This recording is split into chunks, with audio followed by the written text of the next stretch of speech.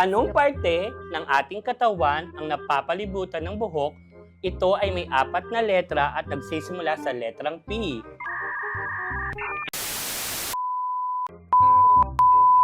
Ang hirap! Ano ba yan? Ba't yan yung mga tanong?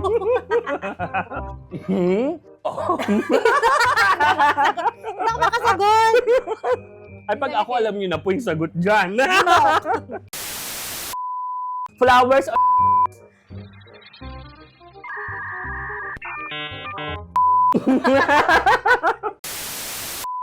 Taga sa pinagpawisan ako.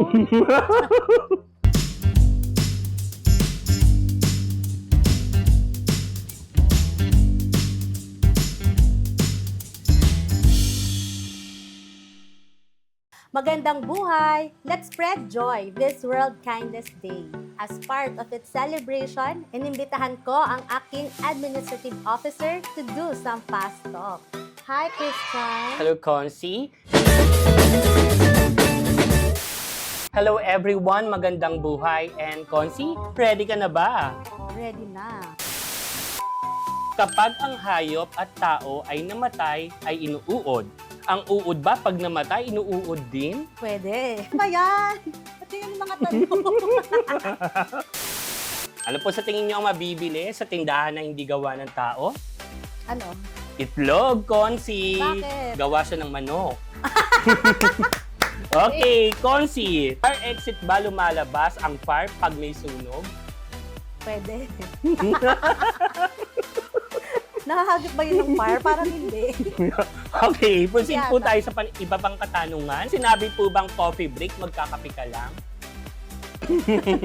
Sa anong hayop nagmula ang balot? Manok. Wow, ang galing. Nag-research ka, no? Kung ang nanay mo ay may 4 na anak, si April, May, at June, ano ang pangalan ng pang-4?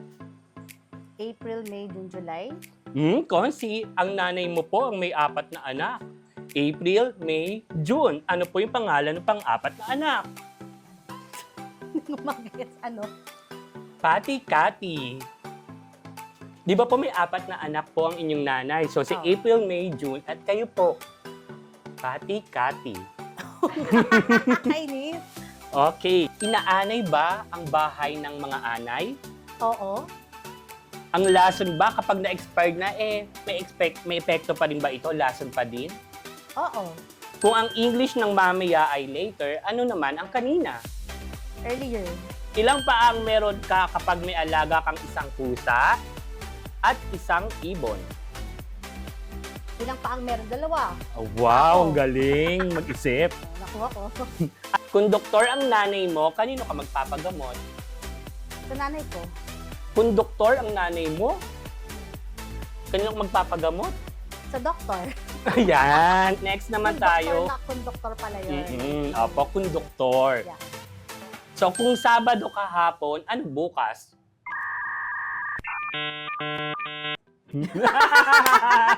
Eng, eng, eng. Sunday. No. Monday. Yes, it's Monday. Paano mo malalaman kapag bagong ligo ang kalbo? Sa amoy. Ganun eh. Anong meron sa ilog na meron din sa dagat? Tubig. Anong parte ng ating katawan ang napapalibutan ng buhok? Ito ay may 4 na letra at nagsisimula sa letrang P. Ano yun? O bawal bastos konsi dito, ha? Siret. Puyo. Apo yun. Yes Okay. po. Sa alphabet, ilang letters ang wala? Wala. Sa alphabet, ilang letters ang wala? Wala nga. W-A-L-A. 4 konsi. Ano ba? Okay. So, meron pa po akong pahabol na tanong para po sa inyo, Cons. Flowers or chocolates? Flowers. And then, of course, dahil flowers pang pinili nyo para sa ating last, flowers or... Oh. Tagal. Tagal sa pinagpawisan ako.